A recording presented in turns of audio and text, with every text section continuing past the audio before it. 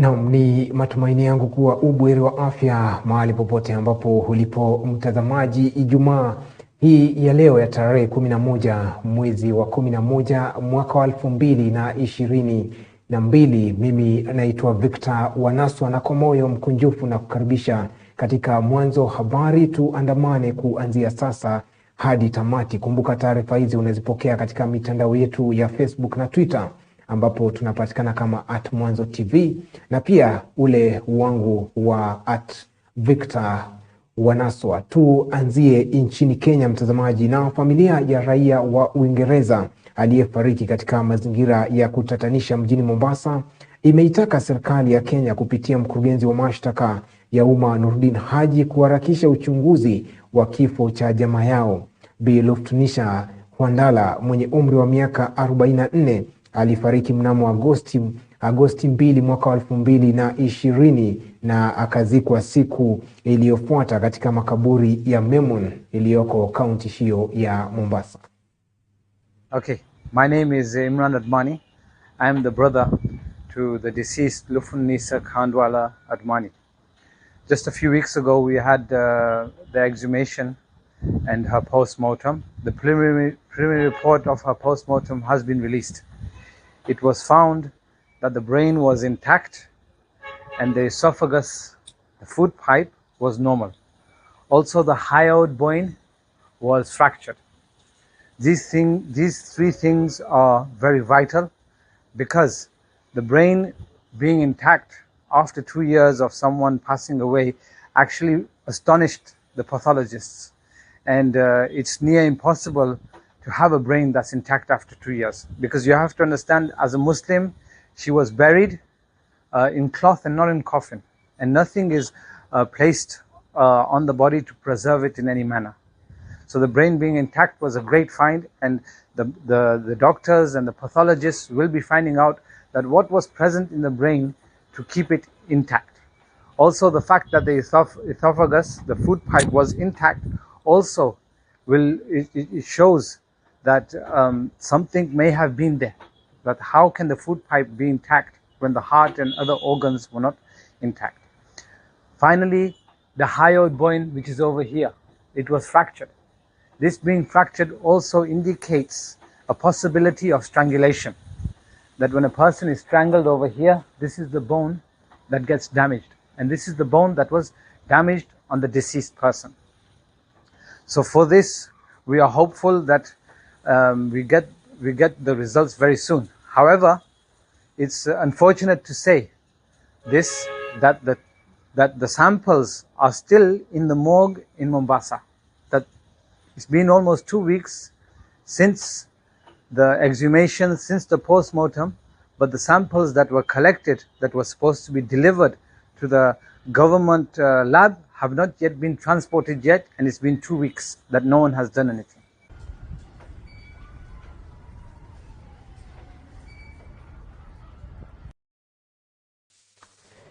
Tusonge mbele mtazamaji, na maafisa 8 kati ya 9 mtazamaji wa kitengo kilichovunjiliwa mbali cha SSU watasalia kizuizini kwa muda wa siku 21 huku uchunguzi ukiendelea. Hakimu mkuu katika mahakama ya Kahawa Diana Mochache alimwachilia afisa mmoja kwa bondi baada ya kuthibitishia mahakama kuwa hakuwa jijini Nairobi wakati wa kutoweka kwa raia wawili wa India na dereva wa teksi.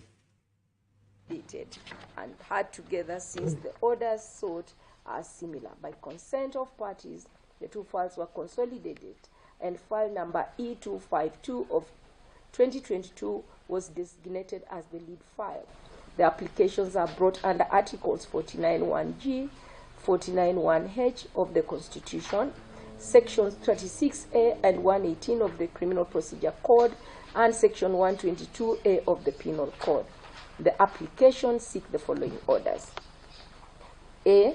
The respondents be detained at Industrial Area Police Station for a period of 30 days so as to enable the investigating officer completing this, an order authorizing the applicant to forensically examine electronic gadgets recovered from the respondents. C. the Honorable Court be pleased to order DNA samples to be extracted from all the respondents for purposes of profiling and comparison with some recovered items believed to belong to the victims. Suffice to note, the 6th to the 9th respondents were arraigned in court on 24th October 2022 when the application filed therein came up for hearing. The respondents raised a preliminary objection on the ground that the court, the applicant rather lacks the requisite locus standi to present the instant application. In a ruling delivered on 26 October 2022, the court dismissed the preliminary objection and found the application dated 24th October to be properly in court. I have given this background because some of the respondents have once again raised concerns over the mandate of the applicant under Section 87 of the National Police Service Act, which is now res judicata for purposes of these proceedings. The respondents are all police officers and were serving in the now disbanded SSU unit of the Directorate of Criminal Investigations. Some of the respondents were arrested on 21st October, while others were arrested on 26th October in relation to the ongoing investigations with respect to the enforced disappearance or forceful abduction of 3 individuals, Mohammed Zaid Sami, Zulfikar Ahmed Khan, both of Indian nationality, and one Nicodemus Mwania Mwange, a Kenyan citizen, collectively referred to as the victims on the 22nd and 23rd July 2022. It is believed that the respondents worked with other persons, both in police and other security agencies, in planning and execution of the enforced disappearance of the victims. It is stated that the investigations are pursuing crucial leads which necessitate the continued detention of the respondents to avoid jeopardizing investigations. Further, it is stated that there is need to extract DNA samples from the respondents and further conduct exploitation of the respective electronic gadgets. The applicant's case, I'll try to summarize. In support of the application dated 24th October is the affidavit of Michael Kirui, SAP, sworn on event date, while the application dated 27th October is supported by the affidavit of Wilhelm Kibet, SSP, sworn on event date. 8 who have been remanded because one has been released on a personal bond of 500,000 shillings. So the 8, when they will go for the DNA samples, then the state, they can come with their pathologist. We've raised quite serious issues, that this being a politically motivated prosecution, where politics is the reason as to why the 9 people were arraigned in court. Our clients think that mischief will be done at the laboratory. We demanded that the said bonds, the said clothes, the said evidence be produced in court so that when the DNA samples are taken. Na sasa mtazamaji, tuelekee nchini Tanzania. Na kongamano la kimataifa la 7 la wanasayansi kuhusu sauti ya wanasayansi wa jamii kutoka bara la Afrika linaendelea katika chuo kikuu cha Dar es Salaam nchini Tanzania. Wadau katika kongamano hilo wamependekeza uwekezaji zaidi katika sayansi ya jamii kama ilivyo katika taaluma zingine, wakisema taaluma hiyo ina umuhimu mkubwa katika jamii. Imeelezwa kuwa uwekezaji katika tafiti za wanasayansi wa sayansi ya jamii unahitajika kupewa kipaumbele kama ilivyo katika nyanja nyingine za kitaaluma kutokana na umuhimu wake katika jamii. Haya yameelezwa leo katika kongamano la kimataifa la kuhusu sauti za wanasayansi ya jamii, kongamano ambalo linafanyika kwa mara ya 7, lililowakutanisha wanasayansi kutoka bara la Afrika na nje ya Afrika. Akifungua kongamano hilo, naibu makamu mkuu wa chuo kikuu cha Dar es Salaam, Profesa Benedetta Kilian, amesema fani za sayansi za jamii zina umuhimu mkubwa katika maendeleo ya jamii, kwani ndizo zinazotoa majibu ya changamoto wanazokabiliana nazo wanajamii duniani kote. Haya masuala hizi fani za sayansi ya jamii zina umuhimu mkubwa sana katika kwamba sisi kama policy makers, kama viongozi tuangalie pande zote ili tuweze kupata maendeleo endelevu kwa utawala. Mkutano huo wa siku 2 unaofanyika katika Chuo Kikuu cha Dar es Salaam umeandaliwa na ndaki ya sayansi za jamii chuoni hapo. Unakuja na lengo la kutoka na mawazo ya pamoja yenye kuleta tija na manufaa kwa jamii kutokana na mijadala itakayojadiliwa kupitia uwasilishwaji wa tafiti mbalimbali. Profesa Dan Brockington, yeye ni mtafiti kutoka Chuo Kikuu cha Autonoma de Barcelona, anasema ili kujua matatizo yanayoikumba jamii ni lazima kuwepo na utaalamu wa masuala ya kijamii kutokana na mabadiliko mbalimbali yanayoikumba dunia hivi sasa. Utafiti juu ya mambo ya mazingira na jamii. Na nilichosema ni kwamba kama unataka kuelewa matatizo ya mazingira na kama unataka kufafanua jambo lolote ambalo linahusu mambo ya mazingira, uwe na utaalamu wa jamii. Maana matatizo hayo yote na masuala hayo yote yanahusu mabadiliko ya jamii, ya uchumi, ya mawazo, ya ushirikiano. Yaani tunahitaji kuelewa jinsi watu na taasisi na vitu vya ubinadamu vinavyobadilika. Tunaongea kuhusu mazingira, sawa, msitu, wanyama, mvua, hali ya hewa na mambo ya mazingira, lakini matatizo ya mazingira na ufumbuzi wa matatizo hayo lazima tutakuwa tunashirikiana utaalamu wa jamii. Kongamano la sauti ya wanasayansi za jamii ni jukwaa la kimkakati lililoanzishwa mwaka 2014 lenye lengo la kuibua mijadala ya kitaaluma ndani na nje ya bara la Afrika, ambapo ndaki ya sayansi za jamii ya Chuo Kikuu cha Dar es Salaam ndio kitovu cha uzalishaji wa maarifa yenye kuchochea fikra za harakati za ukombozi katika nyanja zote za maisha ya binadamu, kama ambavyo anaeleza rasi wa ndaki hiyo Profesa Christine Noe. Na leo ilikuwa ni siku muhimu sana kwetu ya mkutano wa kimataifa ambao unahusiana na sauti za wanasayansi za jamii. Na maana yetu ni kwamba sisi tunafanya tafiti nyingi, tunafundisha pia na tuna ushirikiano na wenzetu wa vyuo vingi duniani kuhusiana na tafiti zinazohusu maisha ya watu, kisiasa, kiuchumi, kitamaduni na namna nyingine zote za kijamii. Kwa hiyo kila baada ya miaka miwili huwa tunakuwa na mkutano kama huu ambao tunawaleta wenzetu wengi ambao tumeshirikiana nao katika tafiti hizo za aina hiyo. Tunajadili, tunachakata taarifa zetu za tafiti, alafu tunaona namna ya kutoa mwongozo wa kitaaluma, lakini pia namna ya kushauri sera za serikali, lakini pia namna ya sisi kama wanasayansi za jamii kufanya kazi na jamii kwa karibu zaidi. Kutoka Dar es Salaam, Asia Gamba.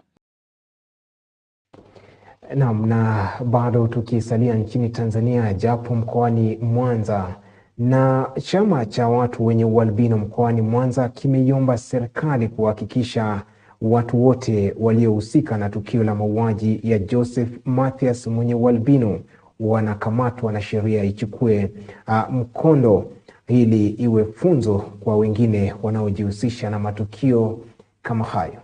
Tazama. Takriban wiki moja baada ya mauaji ya Joseph Mathias, mtu mwenye ualbino, viongozi wa chama cha watu wenye ualbino wameitaka serikali kuhakikisha watu wote wanaohusika wamekamatwa na kuchukuliwa hatua kali za kisheria. Tunaiomba nchi yetu kama Mwanza kama mkuu wa mkoa wa Mwanza alivyoendelea kuweza kusema kwamba huyu mtu aliyekamatwa na kiungo cha mtu mwenye ulemavu, kama huyu mwenzetu aliyekamatwa sasa hivi, tunaomba sasa kwamba hakuwa peke yake. Kunawezekana kuna sehemu ambapo alikuwa akipeleka. Inawezekana alikuwa akipeleka kwa wenzetu wa siasa kama inavyokuwa ikisemekana. Inawezekana ilikuwa ikipeleka kwa mtu umechimbu. Tunamtaka yule mtu wa mwisho, ikiwezekana yule mtu wa mwisho ambaye aliyemwagiza hichi kiungo ambacho ampelekee, ikiwezekana Watanzania watoe ushirikiano. Serikali yetu endelee kutoa ushirikiano kama ilivyoweza kutoa. Mahakama na yenyewe iweze kutoa ushirikiano. Haya mauaji yataweza kufika mwisho. Kwa hiyo tunaomba ushirikiano mkubwa kwa wananchi wetu. Tunaomba ushirikiano mkubwa uendelee kwa jeshi la polisi. Tunaomba ushirikiano mkubwa uendelee kwa viongozi wote wa serikali wa kisiasa.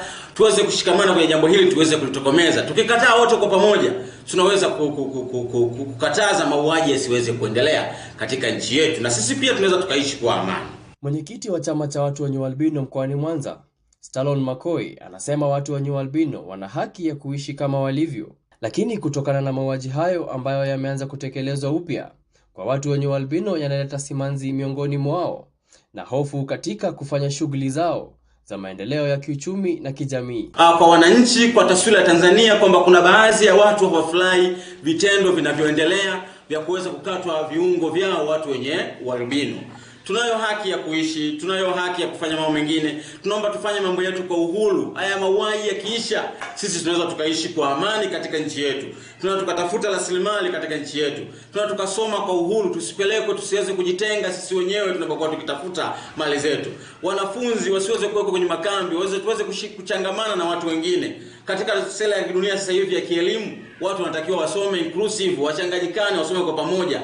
Ili kusudi tunapokuwa pamoja tunaweza kushare mambo mengi kwa pamoja. Tunaweza tukaajiriwa na watu wengine ambao sio wenye ulemavu, lakini pia tukaweza kupata kushare idea na kuweza kuchangamana, kuweza kuendeleza maendeleo ya nchi yetu.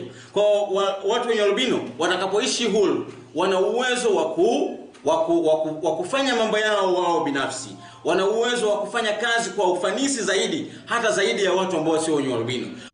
Kwa upande wake, katibu wa chama hicho mkoani Mwanza, Angel Chuma, na mmoja wa wanachama wa chama hicho, Emmanuel Jacob, wameshukuru hatua iliyofikiwa na polisi kwa kuwakamata watuhumiwa wanaodaiwa kuhusika na tukio hilo na kuziomba mamlaka zinazohusika ikiwemo mahakama kutumia sheria zilizopo ili haki itendeke. Kila mtu ana haki, kama mimi nina haki ya kuishi, na yule mtu aliyeniua, amemkata mwenzetu, yeye atakuja na haki ya kuishi, alafu mwenzake amemtoa uhai wake, ikiwezekana akatwe na yeye afe kama mwenzie, au sheria ile ya kunyonga itekelezeke. Jamani, yule aliyefanya tukio lile, mahakama ikibainika kwamba ndio huyu, kwa kweli kama aliweza kutoa uhai wa mtu na yeye uhai wake na mwenyewe utolewe.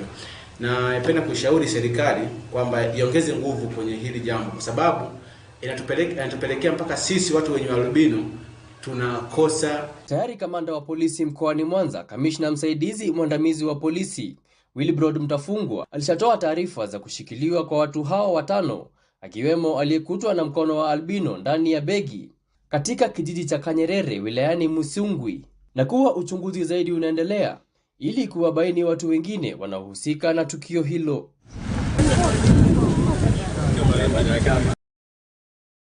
Na mtazamaji, na tukiachana na taarifa hiyo ambayo inatokea Mwanza na inahusiana na mauaji ambayo yamekuwa yakishuhudiwa nchini Tanzania kuhusiana na watu wenye ualbino, turejee nchini Kenya na hususan kuhusiana na shughuli za bunge nchini Kenya. Na wabunge sasa wanatishia kusambaratisha shughuli za bunge iwapo mgao wa CDF hautafika kwenye akaunti za maeneo bunge yao karibuni. Spika wa bunge la kitaifa Moses Masika Wetangula amemtwika jukumu kiongozi wa walio wengi Kimani Ichung'wah kufanya mkutano na waziri wa fedha Profesa Njuguna Ndung'u na kuwasilisha majibu bungeni Jumanne ijayo. Na tukisonga mbele mtazamaji, ni kuwa Rais William Ruto ameahidi kuwa serikali yake ya Kenya Kwanza inalenga ama itawekeza kwenye mfumo wa kidijitali ili kuimarisha utoaji wa huduma kwa Wakenya haraka iwezekanavyo. Rais Ruto amesema alipohudhuria kongamano la wafanyabiashara wadogo jijini Nairobi, ambaye amesisitiza kuwa hatua hiyo itaokoa muda na gharama kwa wafanyabiashara wanaokuwa. Siku ya leo, welcome your excellency. Rais William Ruto alikuwa miongoni mwa watu mashuhuri waliokongamana katika mkutano kuhusu biashara ndogo ndogo na za kadri kilichoandaliwa jijini Nairobi. Mkutano ambao uliwaleta pamoja maafisa serikalini pamoja na biashara na viwanda, wafanyabiashara kutoka ndani na nje ya Kenya na wadau mbalimbali katika sekta ya biashara. Rais Ruto hata hivyo ametumia fursa hiyo kudokeza kuwa katika hatua ya kuokoa muda na gharama za biashara, serikali yake inapania kuweka michakato yake yote kwenye mfumo wa kidijitali. Stakeholders are clear, listening to them most of this morning, that they want to see the digitization and automation of transactions in order to take more economic activities to the domain of the digital economy. Towards this end, export documents will be digitized to reduce transaction costs, and business information will also be digitized and consolidated in an integrated portal. And Moses Kuria here has the brief on how to go about it. Rais vile amesema serikali inaandaa sera bunifu ya uchumi ili kuwalinda vijana na kuwawezesha kujikimu kimaisha kutokana na vipaji wanavyo, akisisitiza kuwa hilo litaafikiwa kwa kuimarisha biashara ndogondogo zinazomilikiwa na vijana. As it pertains to manufacturing, MSMEs must be supported to participate in supply and value chains through establishment of processing plants and common shared facilities. The cost of production must also be lowered significantly through lower energy and input costs and a more supportive tax regime. As I have said, our tea, we are selling 95% of our tea in a semi-processed state. And I have said that we are going to have a common user facility in Mombasa at the Dondoo Kudu complex so that we can begin the journey to add value to all our teas, create jobs, and access better value for our farmers. What Kenya needed was a CEO who knows what he's doing, who has time, who has the energy, who has the passion, and who is willing to be a team leader of this great country. And I want to say, much as you people were incited against us and you almost gotten lost, the ordinary Kenyan knew the kind of leadership this country needed. But be as it may,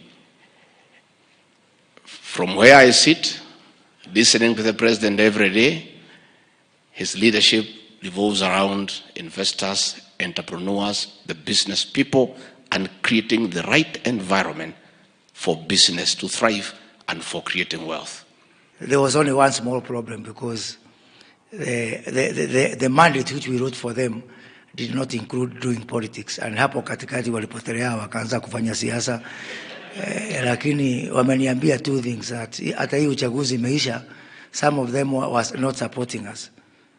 But they have told me two things. One, they have told me that they are glad that their side that they were supporting did not win. And two, they have promised me that going forward, they will leave politics to politicians and work to build the chamber so that we can be able to work together. And I want to promise them that even us, as Kenya Kwanza government, we are not going to ask of you to do politics on our behalf. All we are going to ask of you is please manage business, help the SMEs, help to grow our export, help to grow our manufacturing. Our politics we can do for ourselves. Wakati huo huo, Rais amedokeza kuwa serikali ina mipango ya kuboresha teknolojia ya simu nchini humu. Rais ametangaza kuwa tayari utawala wake umeanza kufanya kazi na makampuni ya mawasiliano ya simu ili kuanza kutengeneza simu aina ya smartphone zenye gharama ya chini zaidi barani Afrika. Rais Ruto amesema simu hizi za rununu zitauzwa kwa shilingi 5,000 kutoka kwa gharama ya sasa ambayo ni ya shilingi 10,000 hadi 15,000. And there we have it, His Excellency the President being presented with the patron certificate as the patron, the Kenya National Chamber of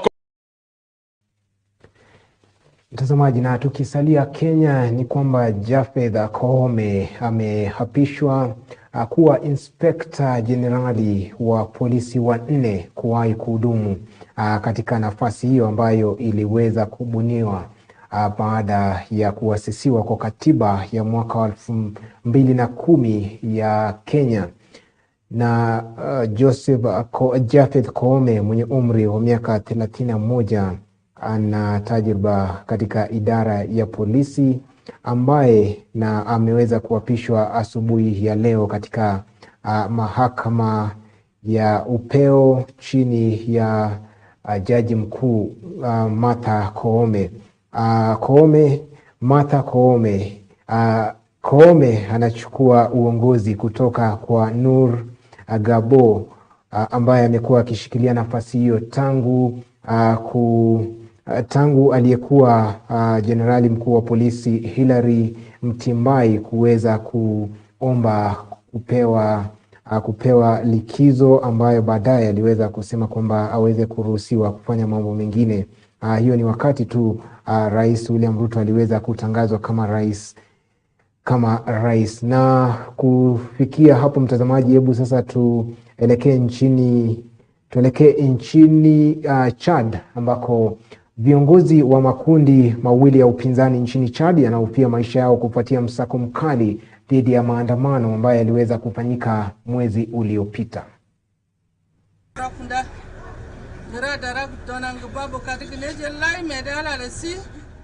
Viongozi wa makundi mawili ya upinzani nchini Chadi walikimbilia mafichoni kwa kuhofia usalama wao kufuatia msako mkali dhidi ya maandamano mwezi uliopita.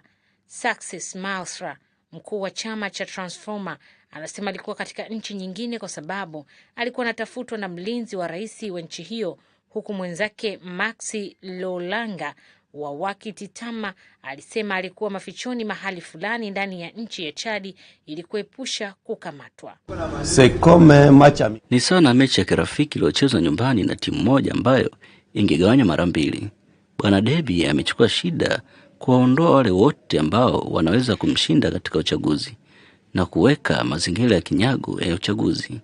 Ipunguzwe hadi 20% ya watu, kwani 80% ya Wachadi wameondolewa kwenye uwezekano, kwa mfano, kuwa mgombea. Mamlaka inasema karibu watu 50 walifariki katika mapigano kati ya vikosi vya usalama na waandamanaji wanaopinga serikali mwezi uliopita, lakini upinzani unasema idadi halisi ya watu waliouawa ilikuwa kubwa zaidi. Polisi walikandamiza kwa nguvu maandamano hayo katika mji mkuu wa N'Djamena na miji mingine kadhaa, ambayo pia ilisababisha mamia kujeruhiwa. Mamlaka zinasema kuwa idadi hiyo ni pamoja na wanachama, kundi la vikosi vya usalama, na kushutumu upinzani kwa kuanzisha maasi. Baada ya kukamata mamia ya watu, serikali ilisimamisha shughuli zote za kisiasa za vyama.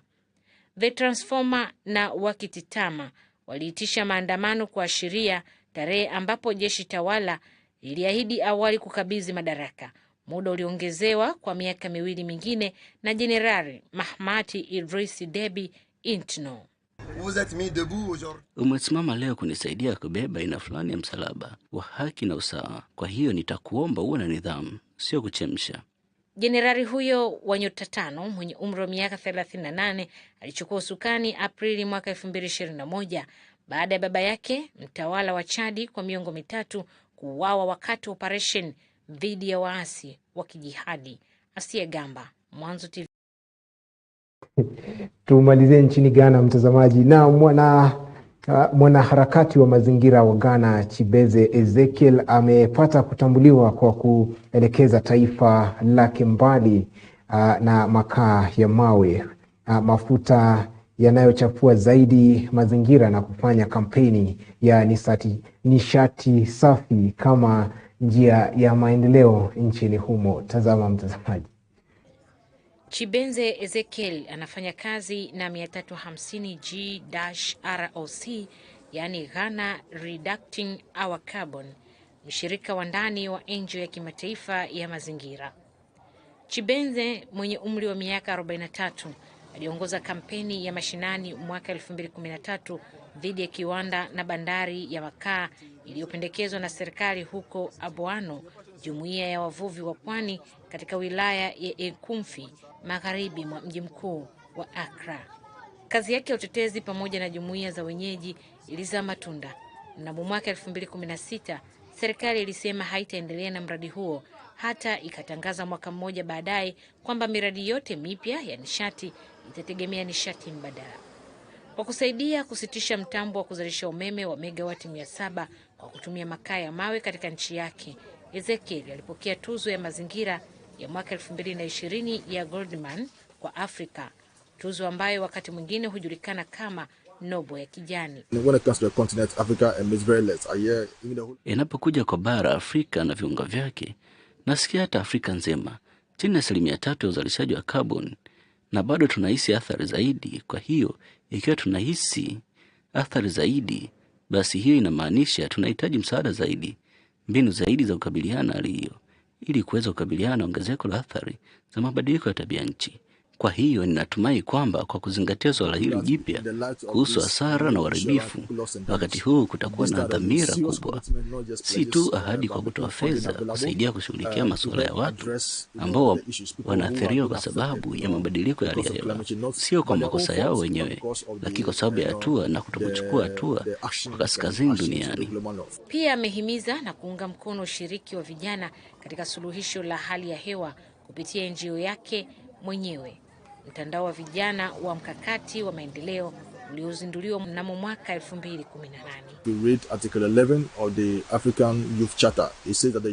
Ukisoma kifungu cha 11 cha mkataba wa vijana wa Afrika, unaona kwamba vijana wana haki ya kushiriki katika maamuzi. Hata nchini Ghana, linapokuja swala la sera ya taifa ya vijana, kuna kipengele kinachozungumzia ushirikishwaji wa vijana katika ngazi zote, kitaifa, katika ngazi ya Kiafrika, ngazi ya kimataifa. Kuna juhudi hizi za makusudi kwamba vijana lazima waruhusiwe kushiriki katika kutafuta baadhi ya michakato hii ya kufanya maamuzi. Hivyo hiyo ndiyo sababu moja ya kwa nini ninataka kufanya maamuzi, kuhakikisha kwamba masharti hayo yanatekelezwa kwa uthabiti. Kwa hivyo hiyo imekuwa njia yangu kwa muda wote huu. Mahitaji ya nishati ni makubwa nchini Ghana kama kwingineko barani humo, ambako zaidi ya watu milioni 500 wanakosa umeme. Mazungumzo ya COP27 yametawaliwa na wito kwa mataifa yote kuongeza ahadi zao za kupunguza utoaji wa gesi chafuzi na kwa matajiri kutimiza ahadi za kifedha kusaidia ulimwengu unaoendelea kuchafua uchumi wao na kujenga ustahimilivu. Mazungumzo ya Umoja wa Mataifa kuhusu hali ya hewa yalitoa matumaini na mshikamano kwa nchi zinazoendelea ambazo zimeathiriwa na kuongezeka kwa gharama kubwa ya ongezeko la joto duniani, kwa kukubali kujadili suala gumu la pesa kwa hasara na uharibifu. Ulaya na mataifa yanayoendelea yanazingatia sana nishati ya mafuta ili kuendeleza uchumi wao, na sasa Afrika inataka kuwa ya viwanda. Tuna ajenda yetu ya Afrika ya mwaka 2063. Je, tunafikiaje viwanda? Je, bado tunafuata matumizi ya mafuta au kutumia mapya ya nishati safi? Hivyo, haya ni baadhi ya masuala tunahitaji kuyakabili. Na Afrika ndio tunataka kufanya viwanda. Kwa hivyo, ikiwa tunahimizwa kutotumia mafuta, basi tunahitaji teknolojia muhimu linapokuja suala la matumizi ya nishati mbadala au nishati safi. Nchi ambazo hazijawajibika sana kwa uzalishaji wa joto la sayari, lakini zilizoathirika zaidi na mashambulizi ya hali mbaya ya hewa, zimekuwa zikiongeza shinikizo kwa mataifa tajiri yanayochafua mazingira kutoa usaidizi wa kifedha kwa ajili ya kuharakisha uharibifu. Nchi zinazoendelea na zinazoinukia, ukiondoa China, zinahitaji uwekezaji zaidi ya dola trilioni 2 kila mwaka ifikapo mwaka 2030 ikiwa ulimwengu utazuia mabadiliko ya ongezeko la joto duniani na kukabiliana na athari zake, kulingana na ripoti iliyoungwa mkono na Umoja wa Mataifa. Tunaendelea kusikia hadithi za uharibifu, baadhi ya watu kupoteza riziki zao, watu kufa kwa sababu ya mafuriko, moto. Kwa hivyo haifurahishi tunaposonga mbele, ambayo inahitaji mabadiliko makubwa, kwa kusababisha juhudi za makusudi kujaribu. Iwapo hatuwezi kubadili masuala kabisa, tunapaswa kujaribu sana kupunguza athari zinazoongezeka za mabadiliko ya hali ya hewa. Uwekezaji katika nishati mbadala barani Afrika uko katika kiwango cha kutisha licha ya uwezo mkubwa wa bara hili, na unashuka hadi chini kwa miaka 11 mnamo mwaka 2021 kulingana na ripoti ya Bloomberg NEF, yani BNEF, iliyotolewa siku ya Jumatano kwenye mkutano wa COP27. Asia Gamba, Mwanzo TV. Naam, shukran sana Asia Gamba kwa taarifa hiyo murwa kabisa. Bila shaka mataifa ya Afrika Mashariki yanahitaji kupata mtu mmoja kama Ezekiel Chibeze ambaye anasaidia katika swala zima la mazingira. Na mtazamaji, kufikia hapo ndipo tunahitimisha matangazo haya ya Mwanzo Habari kwa wakati huu. Kwa niaba ya wote ambao wameweza kufanikisha matangazo haya, shukran sana kwa kuweza kuchagua Mwanzo TV, na tunakuahidi kwamba tunaendelea kujituma hata zaidi kuhakikisha kwamba ifikapo saa 3 usiku wa leo tunakuletea taarifa tendeti ambazo zimechipuka kutwa nzima Afrika Mashariki na ulimwengu kwa ujumla. Mimi naitwa Victor Wanaswa na kutakia siku njema. Kwaheri kwa sasa.